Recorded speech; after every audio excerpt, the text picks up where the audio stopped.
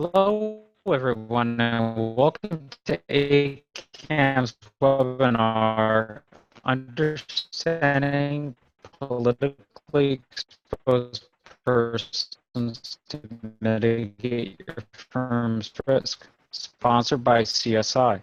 My name is Kurt Kaysen, Program Manager, Web on Foundation Slides will includes. Please navigate back to the LMS and click on the Resources widget. Next slide, please.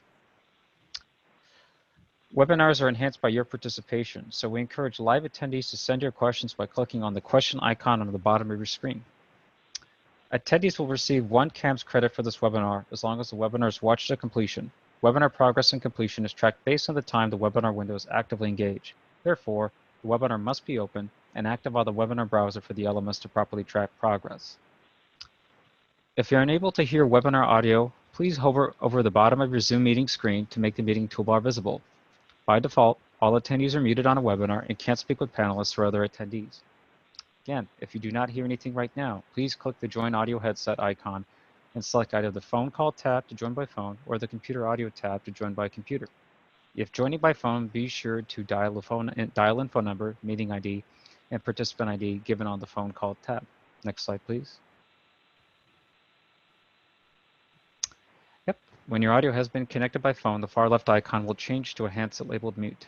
If joining by computer, you can click the test speaker and microphone link from the computer audio tab to run a helpful wizard to be sure you are using the intended speaker and microphone devices on your computer. When your audio has been connected by the computer, the far left icon will change to a microphone labeled mute.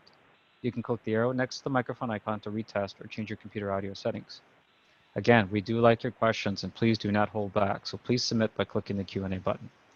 Closed captioning services are also available on this session by clicking on the following icon labeled Closed Caption. Next slide, please. Drum roll, please. Today's speaker is Becky Laporte. Becky Laporte brings 20 years of experience to her role as a compliance officer with CSI's Regulatory Compliance Group. Previously, she served as the Chief AML Compliance Officer for one of the largest independent broker-dealer networks in the United States. Becky also served as an Associate Director and Lead Compliance Trainer for FINRA. Her specialty area was AML and fraud detection. Throughout her career, Becky's held various roles in the banking industry, and she is a certified anti-money laundering specialist, CAMS, we like that, and certified financial crime specialist, CFCS. It is my pleasure to hand it over to Becky. Thank you, Kurt.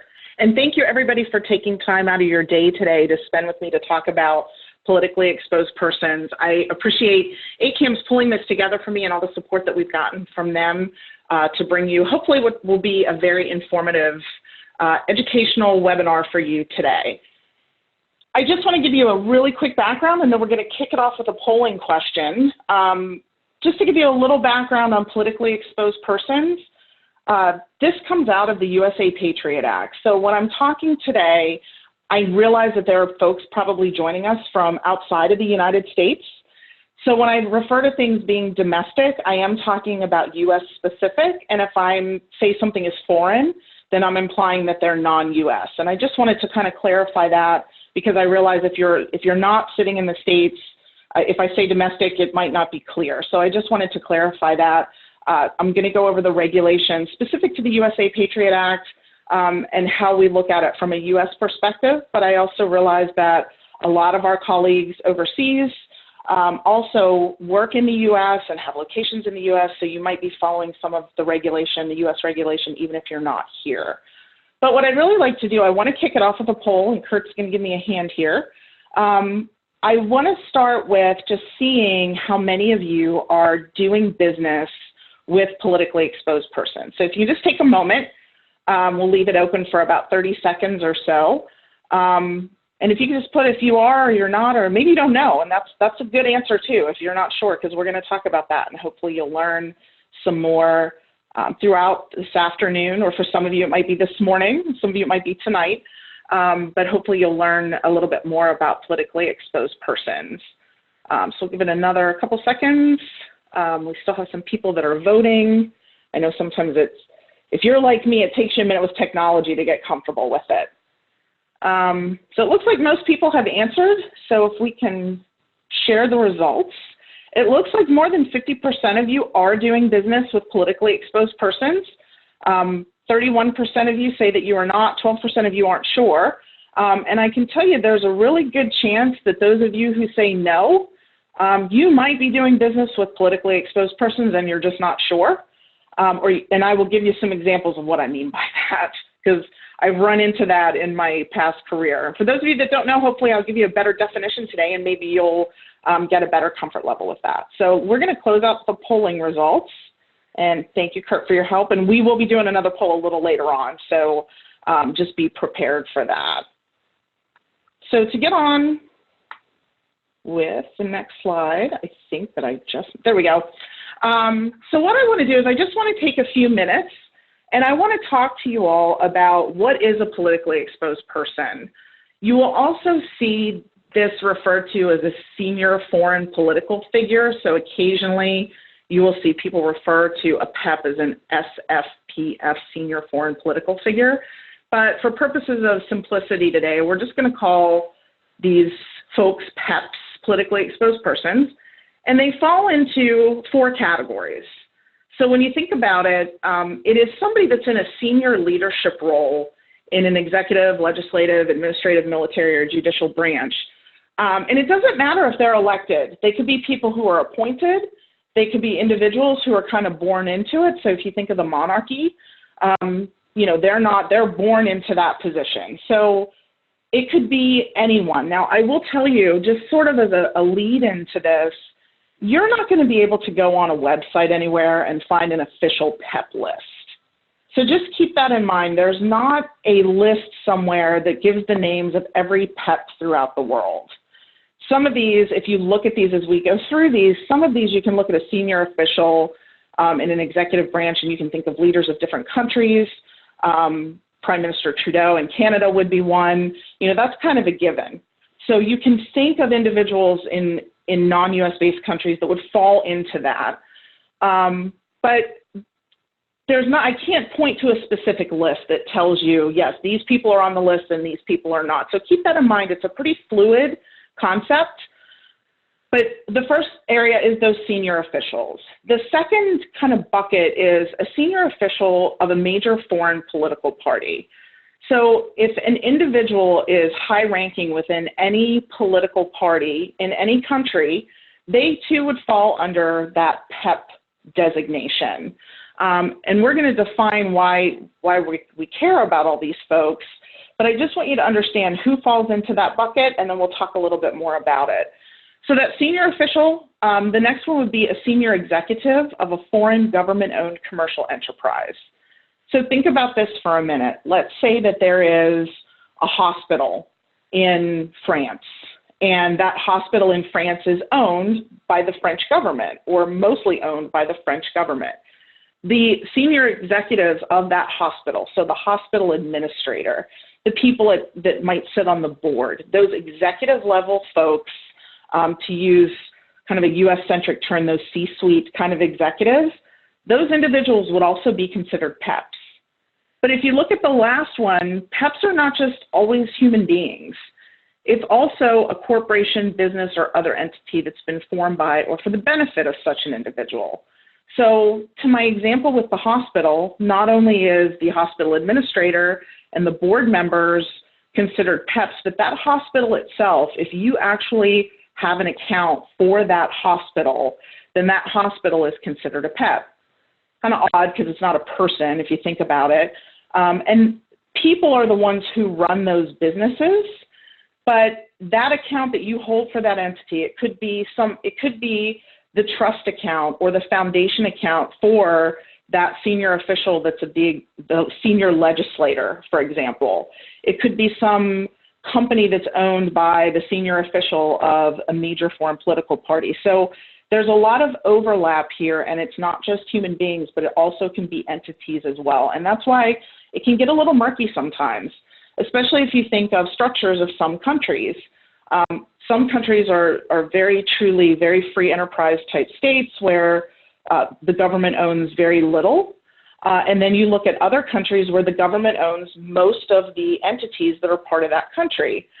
Even if you look at the country of China, there's a lot of intermingling there with the way China is structured. that the government does own a lot of entities there, and there might be individuals who are part owners of that, but it's not unusual to see the Chinese government being part of an entity that is in China, as just one example. But it's not only those people that fall into those 4 buckets, it also includes some other folks. So it includes immediate family and close associates, and we're going to take just a moment and define who that is.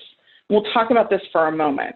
So in addition to the 4 different buckets that we just talked about, it includes all of those individuals' immediate family members. So the immediate family under the rule is defined as a spouse, a parent, siblings, children, and in-laws. So back to my example with Prime Minister Trudeau, it's not just him, it is his spouse, it is his parents, it is siblings that he has, children, in-laws, etc., that also fall into that PEP category. So it might be easy for us to name, a handful of world leaders, but we might not be able to name who their siblings are. We might not be able to name who their in-laws are. So that's where some of that challenge comes in. And kind of back to the polling question of those of you who say, no, we're not doing business with politically exposed persons, you might not be doing business with ones that you know of, but there's a possibility that you could have an immediate family member. You could also have a close associate. So in addition to immediate family, you can have close associates as well that are also considered PEPs. And to be defined as a close associate, it's a person who's widely and publicly known to maintain an unusually close relationship with that individual, with him or her, the PEP.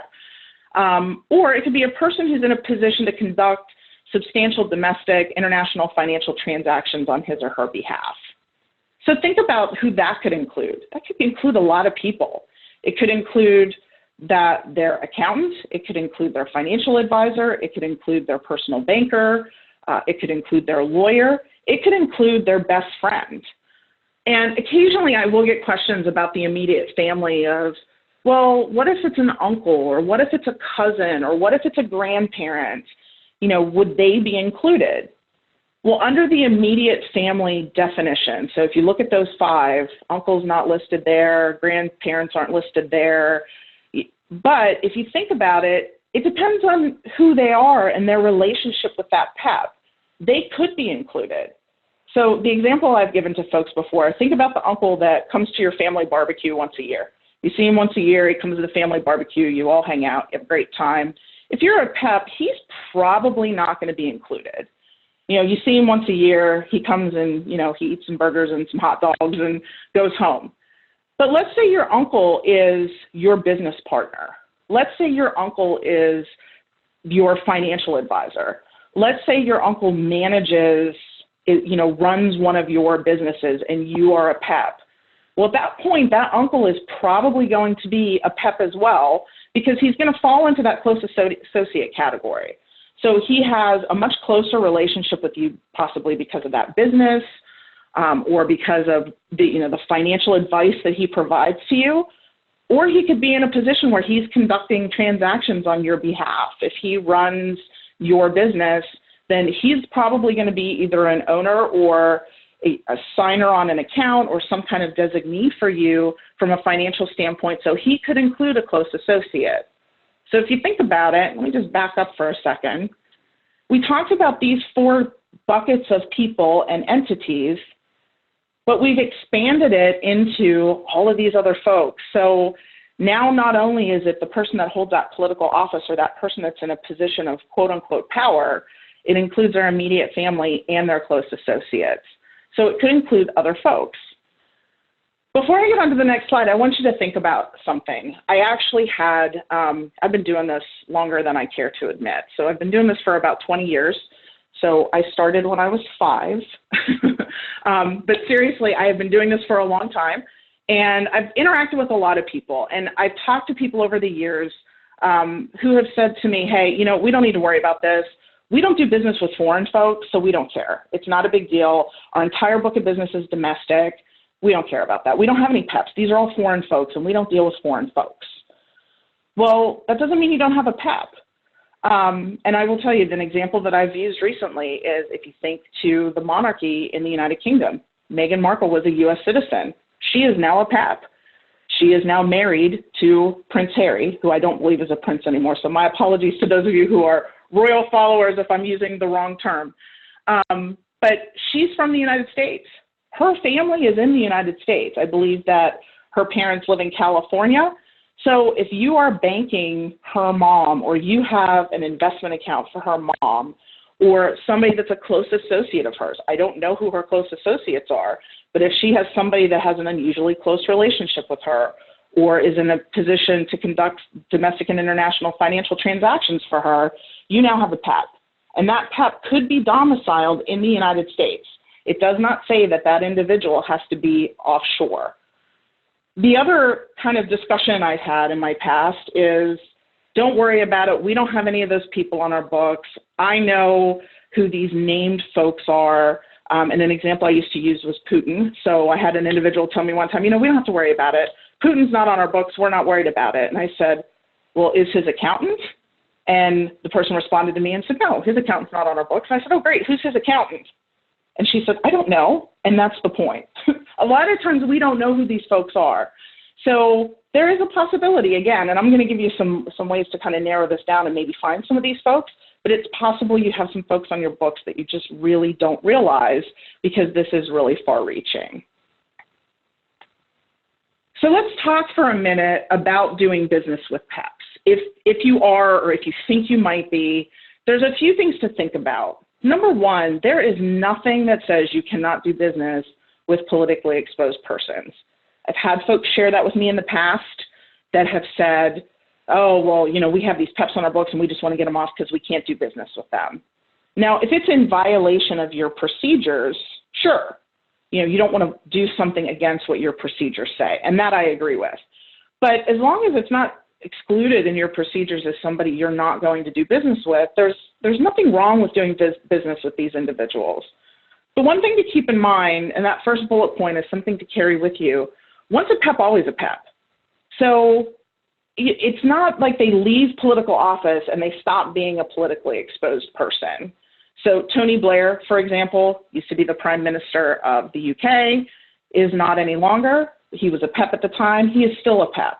His immediate family, still PEPs. His close associates, still PEPs. And why is that? Well, it's because the folks that are in those positions have access to information, networks, knowledge, people, likely funds that average people like you and I don't have. So I certainly don't have the network that Tony Blair has. I don't have the knowledge that he has. I don't have access to funds that he once had and might even still have access to. So I'm in a very different realm. I barely have access to my own funds. So he is going to have a different access and a different knowledge base. And if you think of any leader, anybody that has access to those kind of information, the head of the political party that we talked about, the entity, that hospital, those folks probably have access to different networks if they're a state-owned hospital.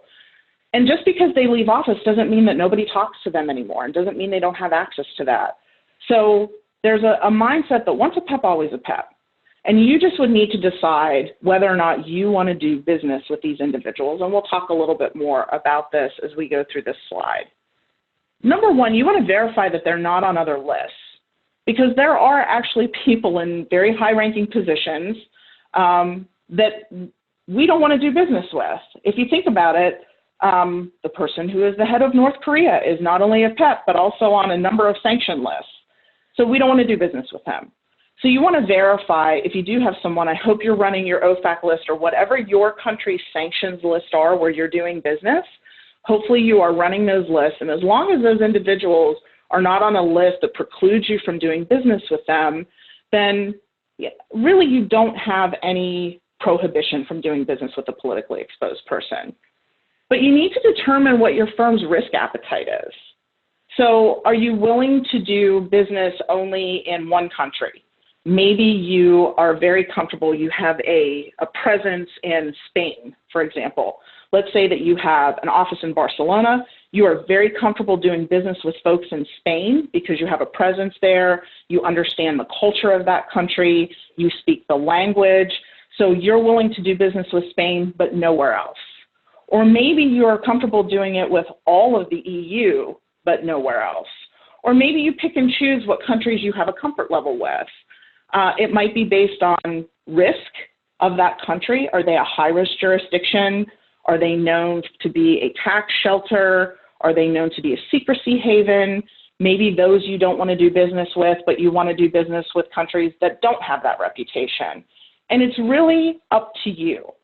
So your firm can determine exactly what type of business you want to do when dealing with these countries and these individuals in these countries. And if certainly you can change your mind as you go through, I would encourage you to keep your procedures up to date and make sure that you have the right staffing. And we'll talk a little bit more about that in a later slide, but determining what is the best risk for your firm and for what you have the ability to have good, solid controls around. You also want to make sure you have an added layer to your program. So when you talk about your AML program, your fraud program, so any of your financial crime and your sanctions program, that you have that added layer in there that is designed to detect and report any transactions that might involve foreign corruption. Because in reality, when we're talking about PEPs, that's a lot of the risk, is that foreign corruption. And we're going to talk about that in just a little more detail here in a moment. But that is why there is a requirement in the regulation that you have to do enhanced due diligence if you choose to do business with this population. And part of that enhanced due diligence is understanding where those funds are coming from, where they're going to, and to assure that it's not linked to any type of foreign corruption. And I'm going to share with you some ways that you might be able to mitigate your risk in that space if you decide to do business with this population. But before I do that, I want to take just a moment and talk about what is foreign corruption. And I think most of us can think in our head how we see corruption, and we could probably even give examples of things that we've seen. But the regulation has a very clear definition of it. So I actually cut and paste this directly out of the regulation. And again, just as a reminder, this is US regulation. So I cut and paste this out of the US regulation. I'm going to pause for a minute. I'm going to let you guys read it, and then I'm going to talk just a tiny bit about it.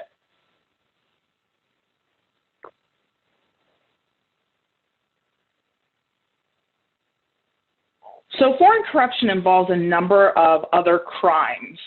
As you kind of read through that, you can see the other crimes. And a lot of us who've been doing this a long time usually know those as SUAs, or specified unlawful activities. We see them as different crimes that sort of feed into the money laundering and a lot of that financial money movement that we look at.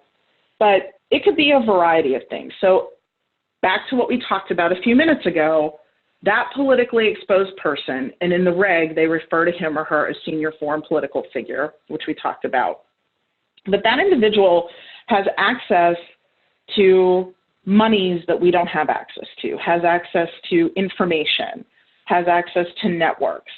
So when we talk about corruption, it's an asset or property that's acquired by, through, or on behalf. So it doesn't even have to be the senior foreign political figure. If you look at the or on behalf, that's where a lot of those close associates come in. So those are individuals that might be able to get that information or to get that money for that individual, even if he or she is not the one doing it. But it's through misappropriation, theft, embezzlement of public funds. So misappropriation is honestly kind of a fancy word for theft. It's taking money that is earmarked for one thing and putting it someplace else. So that maybe you, if you're a leader of a country, you have collected money from your citizens, whether it's through a bond issuance or tax or whatever, and you're telling them that it's going to build a bridge. But instead of building that bridge, for every dollar that you put towards the bridge, you put $10 towards your mansion, your yacht, your travel budget for yourself. You're misappropriating that money because you're telling your citizens that it's going to build that bridge. So that money that you have skimmed off the top for yourself, or maybe you've taken all of it and taken it for yourself, that would be misappropriation, out and out theft, embezzlement of public funds. So again, that's an example of the misappropriation, going into those public funds, those public coffers, and taking money out. Unlawful conversion of property. So it could be physical property. It could be taking a property that actually belongs to your jurisdiction. Again, you're the leader of this country. So you're taking that property and you're converting, it could be a building, and you're actually converting it from the country of whatever's property to your own personal LLC. It could be your personal trust, or you could be converting property. That property could be cash, or it could be some other type of monetary instrument, whether it's cashier's checks or mutual funds or something along those lines. Or it could be through bribery or extortion. So bribery, when somebody bribes you to get, again, you're the foreign leader, somebody bribes you to get to the front of the line, maybe to get a contract, or extortion. They know some nasty things about you that you don't want to get out, so you have to pay them essentially to keep quiet about it. So it's anything, any property or any assets that are transformed or converted. So again, this, as a leader of a country or a leader of a jurisdiction, you're enacted with a certain amount of trust. And as you can see in the definition, it's anything that sort of breaches that trust, usually for financial gain for the individual. And I have a few examples for you near the end of our time today that we'll walk through, and I'll give you some ideas of what that looks like. So what's the worldwide impact of corruption? And I will tell you, and I'm not going to get into a political discussion today. Anybody who lives in the States and watches the news knows there's a lot of conversation all the time about something happened in the U.S. and whoever the person of the day is that we're going to talk about with corruption. I don't want this to be a political conversation, but I will tell you, all of these regulations point to foreign, but that's not to say it does not happen in the U.S. And we are going to talk about that if you just bear with me for a moment. But I want you to think about corruption and what is some of the worldwide impact of that. A lot of times we think, oh, it's not my problem. Oh, it doesn't affect me. I just go on and live my life day to day. It's terrible that those things are happening somewhere else, but it is what it is. I'm just glad I don't have to deal with it. But it does impact all of us. And it impacts all of us, obviously, from an ethical perspective. Nobody wants anything bad to happen. But when you look at the economy of the world, number one, it erodes trust in public officials. So, there's good people in all walks of life, and there's not so good people in all walks of life. But when you've been given a role in leadership and you've been entrusted with a certain role and entrusted with, secrets and access to money, funds and things, you're expected to be held to a higher standard. And when you see somebody that ruins that, it erodes trust in public officials across the board, and it makes it really difficult for those who are truly trying to do the right thing and are trying to help others. It increases other crimes. So, and you'll see in an example I have here shortly, that money that they're taking for bribery, usually they're taking bribery for other reasons. Are they assisting in human trafficking? Are they turning a blind eye to drug trafficking? Are they allowing people to do things that's against the law, but they're going to turn a blind eye because somebody gave them, some money to do that? So you will see an increase in other crimes aside from just the bribery or the conversion or the misappropriation. It impacts the world economy. There's an unbalanced supply and demand. And you will see this a lot of times from a U.S. perspective. We see it often in other countries where that country is rich in a natural resource. And I will tell you, and you all probably know this, the African continent is rich in natural resources, things a lot of us use in our electronics every day, oil and gas, things of that nature. But if you look at parts of the African continent, it's some of the poorest countries in the world. And the reason it is because a lot of times it is the leaders that are corrupt who are taking that money from folks. And I do have an example to share with you here in a moment. But think about it. If you have a country, whatever country that is, let's say that country is known for, a very specific mineral, and that very specific mineral is needed to use your cell phone. So we all probably have cell phones. We all probably are connected to our cell phones. And if there's only one place in the world that has that mineral, now there's an unbalanced supply and demand. We all need it because we're addicted to our cell phones. But only one country has it, and they can put whatever cost they want to on it, which now impacts the cost of that particular commodity around the world. And even if it's only 2 or 3 countries that have that, they can sort of dictate the world price on that, and it is an unbalanced supply and demand and increases the cost for a lot of us. And if it's making that particular country richer, I think we all could be okay with that, but unfortunately, a lot of times it doesn't get into the hands of the citizens of that country. Which brings me to the fourth one, it increases poverty. You know, all of us that are sitting here today listening, you probably have some kind of technology, you probably have a roof over your head, you probably have water to drink, but there's a lot of parts of this world where there's no education, there's no clean water to drink, there's no roof over your head, there's no shoes for your feet, and a lot of these, believe it or not, are in those countries that have very rich resources. So it increases poverty, and poverty that probably some of us might never have seen. It also depletes a country's natural resources. So back to my example, you know, you have one or two countries that have a particular resource. Well, if we're all digging into that particular resource and it's not being managed effectively, then it's depleting it. And now it's making that supply and demand even more obvious. And it might make it difficult for us to do things that we're accustomed to doing or having because that one or two countries only has that resource. So I'm going to pause for a moment because we have another poll question because I'm just curious what your thoughts are. We've talked about a lot and we've got some more to go through, but we're putting up a poll question. And my question to you guys, of all the things we just talked about, what do you believe is the greatest impact on corruption? So I think we'd all agree that corruption's a problem, but if you had to say what you're most concerned about, which is it? And there's not a right or wrong answer here. So this is truly just, I'm very interested in your opinion. So it's not a quiz to see who gets the answer right. It's truly just determining what your opinion is. And we're going to give you another few seconds. It looks like people are still answering. So I'll give you another few moments to answer, and then we'll end the polling and kind of talk about the results. Okay, so it looks like most of you feel that it's all of the above, and I'm not surprised. Kind of when I was pulling these poll results together, I almost left the all of the above off, and I thought, wow, that's kind of tough. But there's, as you can see, the erosion of public trust was the second one, increases in other crimes, and I use drug trafficking and human trafficking as an example, but it could be petty street crimes. If people are living in poverty and need to, rob somebody for food, that would be an increase in crimes as well. Impact on world economy, an increase in poverty. The least one was the depletion of the country's natural resources, but not that I don't think you guys think that's important. It's probably just feeds into a lot of the other items. So thank you for taking a minute to answer that. I was just a little curious what your thoughts were, and I appreciate it. So we're going to head and close this poll out. And let me continue on.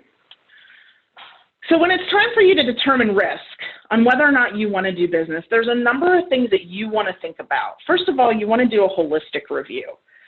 So you want to look at it from not just, am I comfortable with this country? That's one of them. It's the geographic risk. And it's not just risk meaning that is a high-risk jurisdiction, but an understanding of the language. Maybe a lot of the documentation you'll need to collect will not be in whatever your native language is. So understanding that language, understanding the cultures of that company. So maybe the way that country might do business in a way that's very different from what you're accustomed, but it's very normal for them because that is their culture of doing business. So there is the geographic risk, and a lot of stuff goes into that. There's also reputational risk. And a lot of this is going to come out of the ongoing review that I'm going to talk about in a minute. But, you certainly don't want to be doing business with somebody that's on the OFAC list. You'll get in a lot of trouble for that.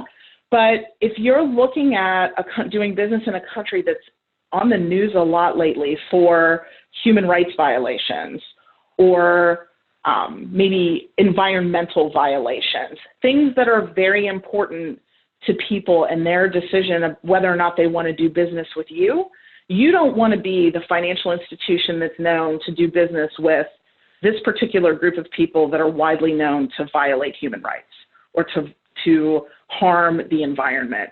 So there are other things that you want to think of as well. And how do you do that? You want to do an ongoing review because honestly, what's okay today might not be okay tomorrow. Or what's not okay today, maybe that country will have, some changes in leadership. maybe some changes in structure and how they do things, and maybe tomorrow there's somebody that you want to do business with. So it's very fluid, and those of us who've been doing this a long time know, there are countries that we were okay with today that we might not have been okay with 10 or 20 years ago, which begs me to believe that 10 or 20 years from now, we might be talking differently about countries we're okay with today. It requires ongoing review. So if you look at the proper controls, it's something you need to stay on top of and something to look at.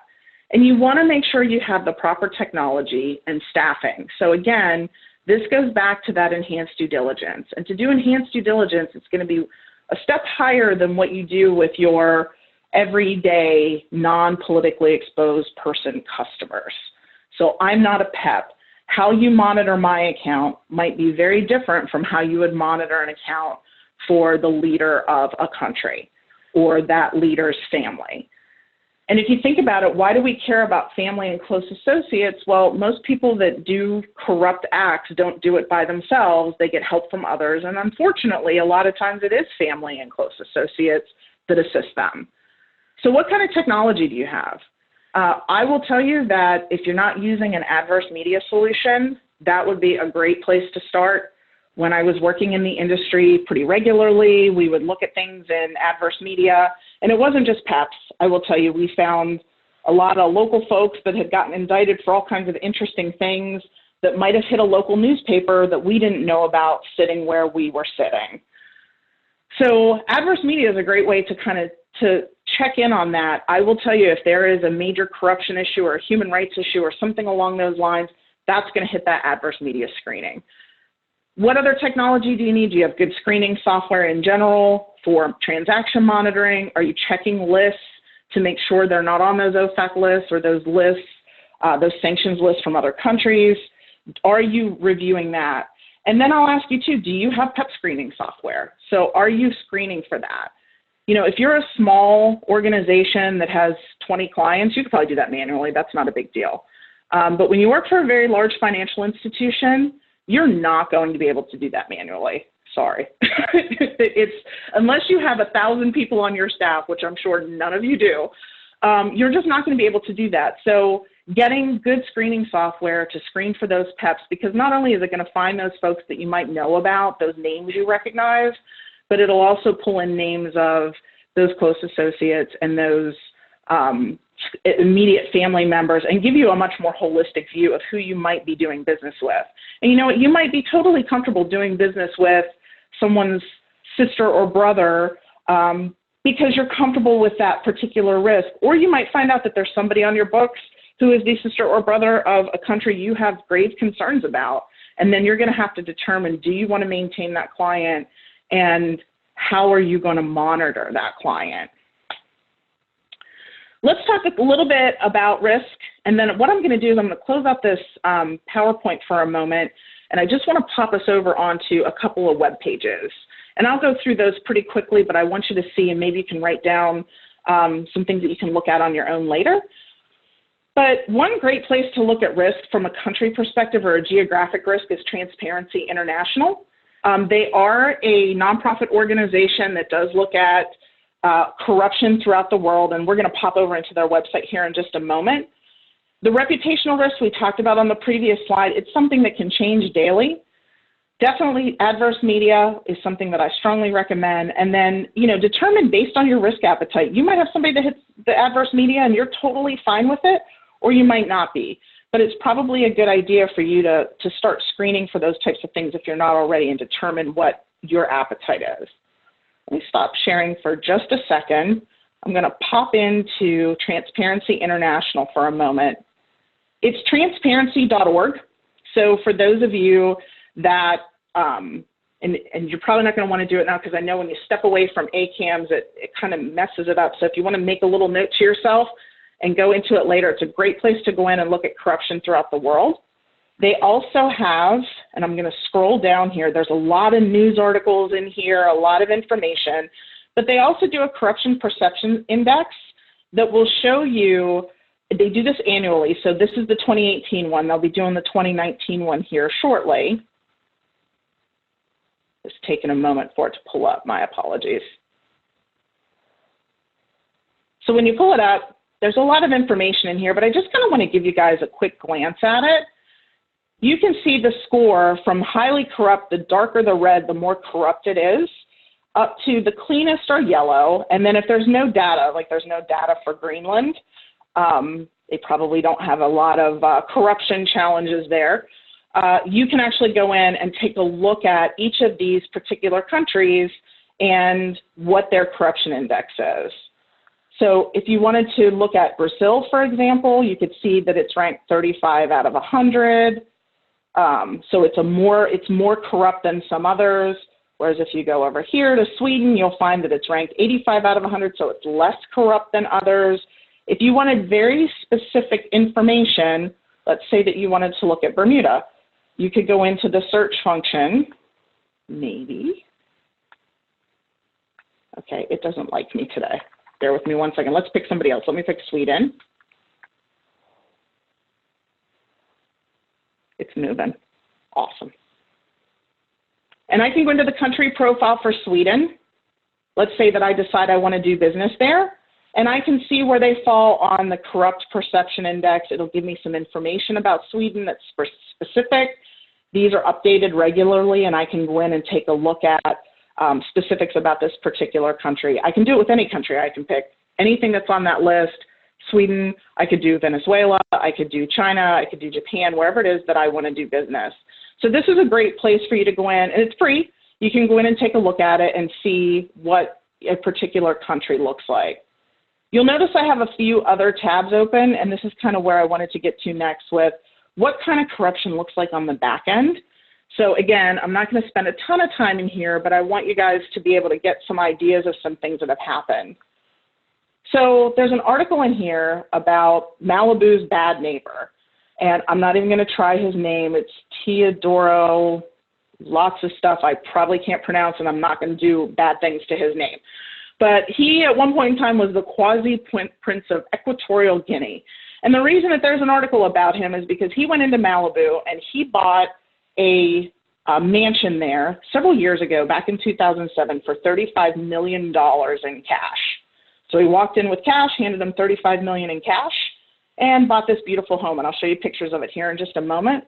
But understand, at the time, the citizens of his country were living on roughly $1 a day. So if you look down here, at the time, there were roughly 500,000 inhabitants of that country. They had no free press, no free speech. They lived on $1 a day, even though they had a lot of oil and natural gas. And if you go through and you read articles about this individual, you'll see that they had a lot of contracts in that space that were going through specifically to the leaders of that country, which was him and his father and other family members. If you're curious what his house looked like, that's what it looked like in Malibu that he paid for $35 million in cash, when you think that the citizens of his country were living on $1 a day, probably without a lot of good, clean drinking water, roof over their head. And there's another example. And here's another article, and you'll see that the date on this article is 2014. So we started talking about this in 2007. Unfortunately, to unwind a lot of this, kleptocracy is when it's a corrupt government. To unwind this can take a very long time to get that money back to the rightful owners, which is the citizens of that country. To look at something that's a little more recent, just a few weeks ago, the Department of Justice actually released an article about an individual that they had arrested and sentenced to 20 years in prison. His name is Edgar Veitia, I believe is how you pronounce it. And he was a dual citizen of both Mexico and the United States. He actually was essentially the attorney general for a part of Mexico where he had gotten involved with the H2 cartel, which does a lot of drug trafficking. And he took bribes to turn a blind eye for them to bring, and you'll see just the dollar, or the quantities rather, just in this press release, 500 kilograms of heroin, 100 kilograms of cocaine, 200 of methamphetamine, and so on. And this was just during a period of time, a 4-year period of time, where he was taking these bribes and using his position of power to move very large quantities of drugs from Mexico into the United States. And if you want to do more of a kind of a article versus a press release from DOJ, you can go in to, there's articles within the San Diego Tribune that talks pretty extensively about this information. And you can go in and you can see where he took bribes, secured monthly bribes from the cartel so that they could move these without any kind of issue or any kind of pushback from anyone in his attorney general office. And he'll be spending the next 20 years in jail. So he probably had accounts throughout the world that he was moving this money through. You know, and he was a politically exposed person. Doesn't mean he was on every list, because remember we said there's no actual list per se. But let me pull back up the PowerPoint. Just wanted to give you guys, oops, let me go back in.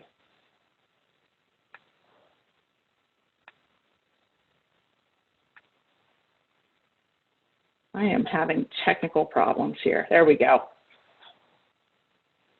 So to determine your risk, you want to make sure you have the proper controls. You want to have the proper screening tool. Are you screening for PEPs? Are you screening for adverse media? Are you looking at who's on these sanctioned lists? Do you have the proper staffing to manage that enhanced due diligence? What about domestic PEPs?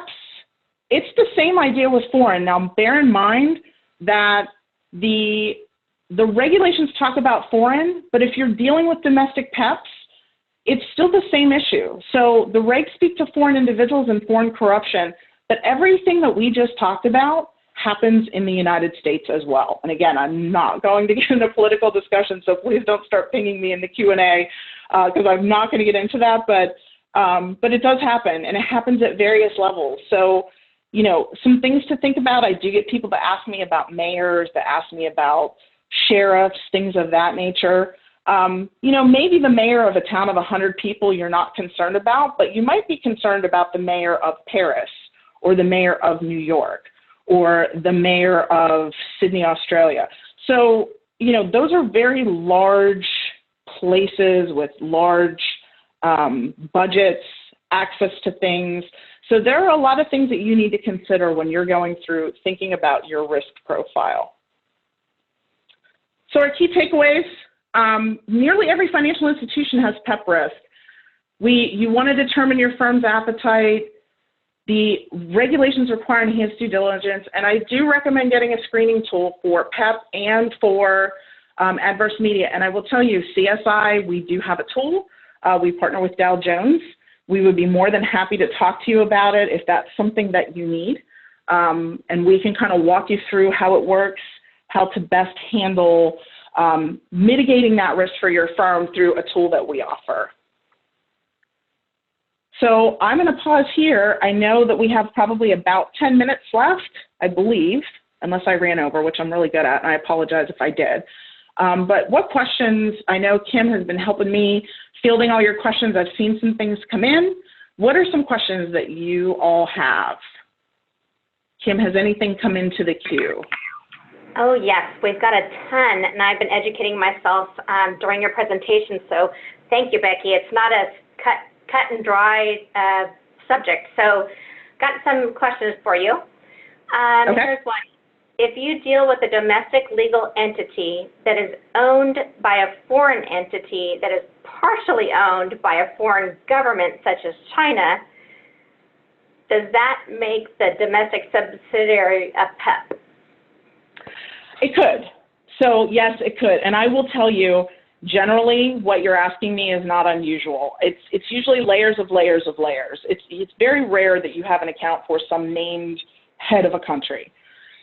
So I have seen this actually where there was, I actually dealt with a PEP that part owner of that company was the Chinese government, part owner of the company was an individual, or an individual family, I should say. So it was an individual family, and that family wasn't, quote unquote, a PEP per se.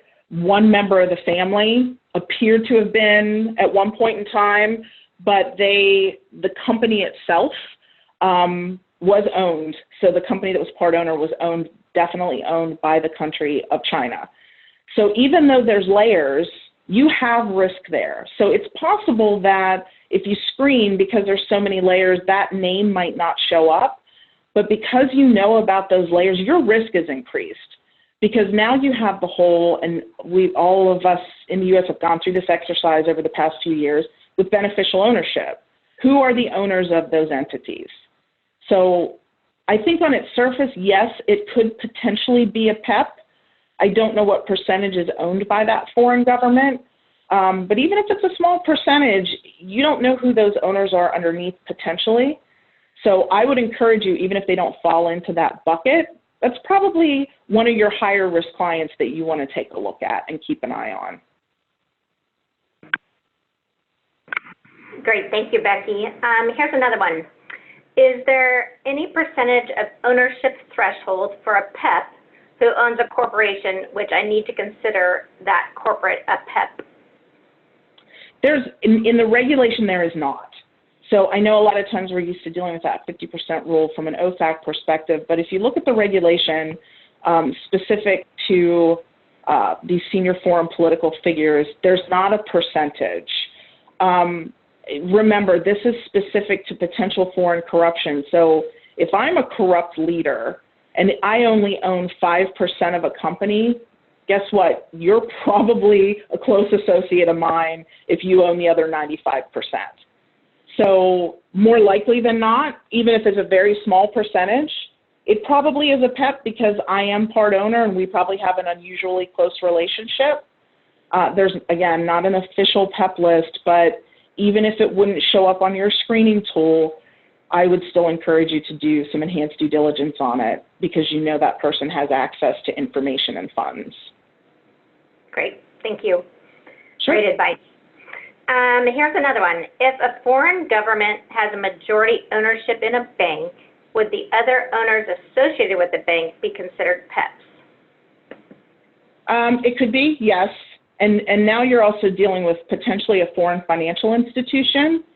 So to answer the question as it's presented, yes, those owners or those executive leaders of that foreign-owned bank, if that foreign-owned bank is owned by the foreign government. So if, and since I was picking on Spain earlier, let's say that Spain owns a particular bank, the country of Spain, then the people who are the executives or the leaders or the part owners, maybe the country of Spain only owns a portion of it, those part owners or those executives would all be considered PEPs.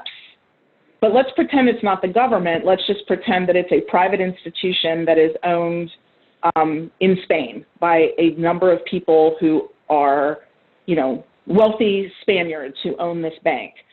You're probably not dealing with a PEP situation because it's not linked to the government, but you are now dealing with a foreign financial institution.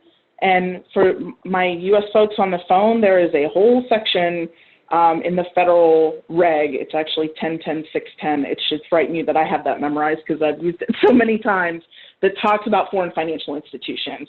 So you actually have a different kind, not covered under our webinar today, but a different kind of requirement behind that. Perfect. Such knowledge. Scary. Here's another one.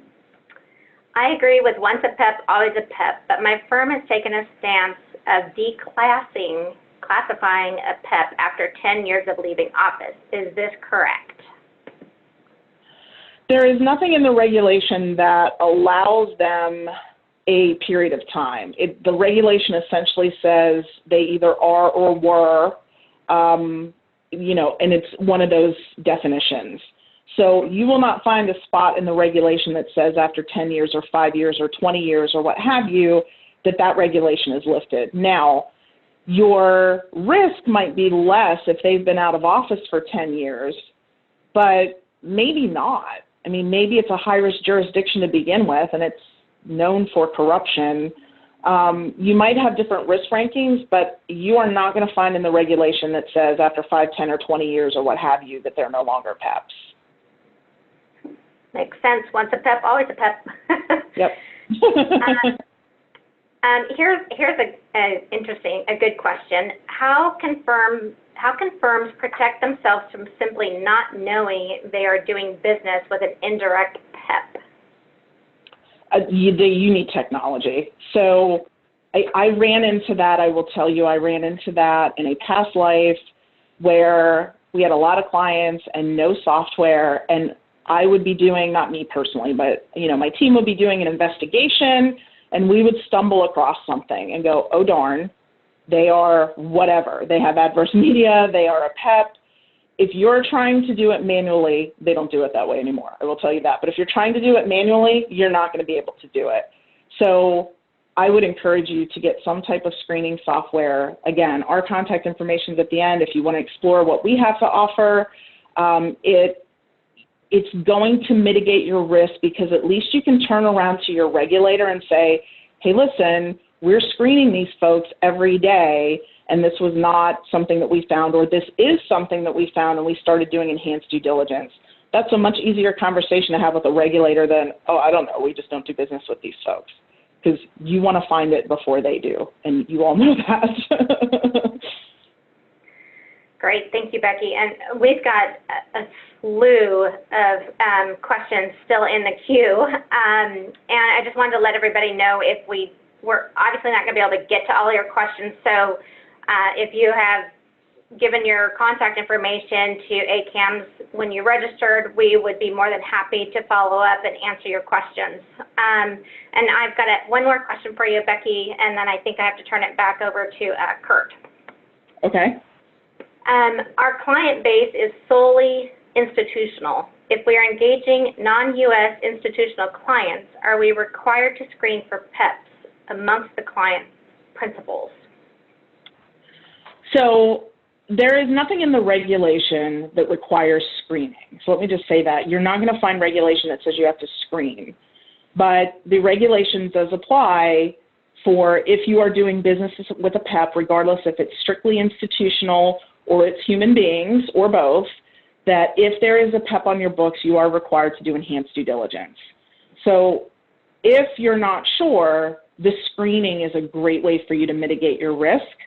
So I'm not going to tell you you're required to screen, but I will tell you that if you have a PEP on your books, you are required to do enhanced due diligence on that institution, because that institution could be partially owned by a foreign government, or it could be owned by a human being that's in one of those buckets that we talked about. So they could be the head of the military in that foreign country, and oh, by the way, they also own this institution on the side, or they own this LLC or what have you. So you could be doing business with them and might not realize it. Perfect. I just got a thumbs up from Kurt that we can take a couple more questions. Okay, awesome. So how should a financial institution treat an entity known to transact with a firm owned by a PEP? This kind of goes in line with that know your customer's customer thing. So if you know that that customer of yours is not a PEP, then you're not necessarily going to be held to the type of due diligence that you would be required to do under the PEP part of the regulation.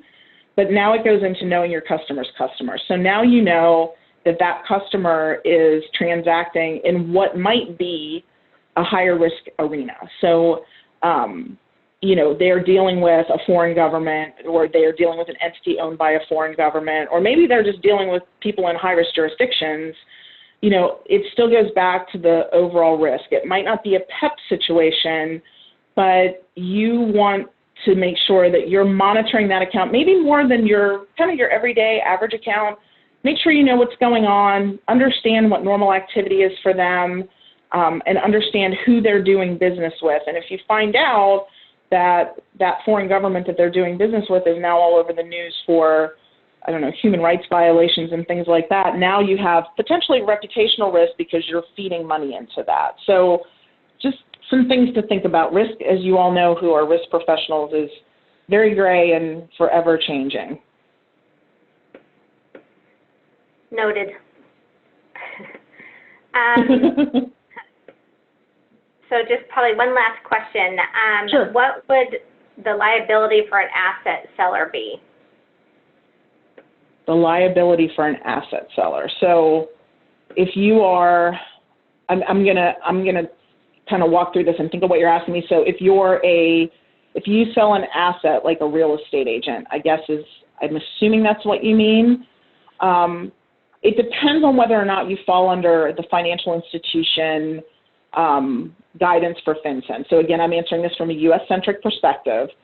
So if you're falling under a financial institution, then you're under all of these PEP obligations. If you're not, if you're a real estate broker, for example, or an art dealer, or someone along those lines that might not fall into that, then you're not necessarily going to be under the regulations for that enhanced due diligence that's required for financial institutions, but you do carry reputational risk. And I didn't name him, but if you all go in to some of those articles that I sent or that I showed you, that the individual that bought that $35 million mansion in Malibu, you'll find the name of his real estate agent. You'll find the name of the real estate company. There's been a lot of bad press about that individual and that company for doing business with this person. So even if you're not under the reg, you could get some really reputational risk there and maybe some backlash that you don't want if it turns out to be something negative. Okay, great. Thank you, Becky. And Kurt, I will turn it back over to you to wrap up. Thank you. So again, thank you, Becky, and thank you, Kim, and especially give a big thanks to CSI. I would also like to thank you, the audience, for your participation. The Q&A tab has been lit up with a ridiculous amount of questions, so please, thank you very, very much, and we look forward to seeing you on future ACAMS events. But what I'm going to do now is I'm going to push out a couple of last-minute polls here, just so we can get a gauge on the audience today. So you shall now see with the next few moments. Okay. What is your primary reason for attending today's event? Either continuing education credits towards CAM certification or CSI topic education. I will leave this up for about another 20 seconds.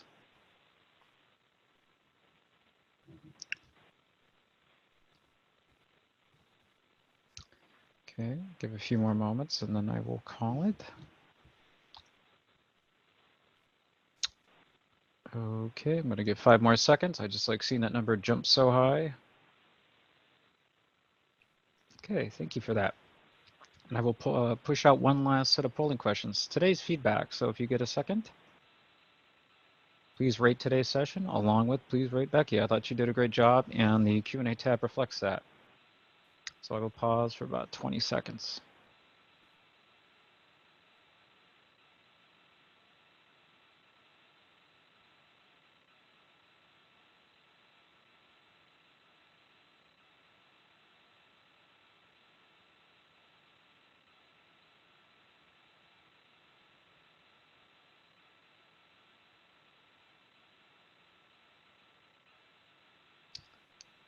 Okay, thank you, everybody. Oof, you guys are very active today, which is great. And before we close out, I also just want to alert everybody, related topic here, but we will be hosting a very hot topic on October 28th, 2019, called "The Terrorists Next Door: Reinventing AML/CTF to Fight Growing Domestic Threats." So I'm going to chat that link to everybody on the session. Give you a moment to open that up, but click on that link. You will be taken directly to the October 2019 session that will talk about growing domestic threats and the AML implications. So again, I want to thank Kim, I want to thank Becky especially, and I want to thank CSI and all of you for being a very active audience. Hope you have a great day and look forward to seeing you in future ACAMS webinars. Thank you and have a great day.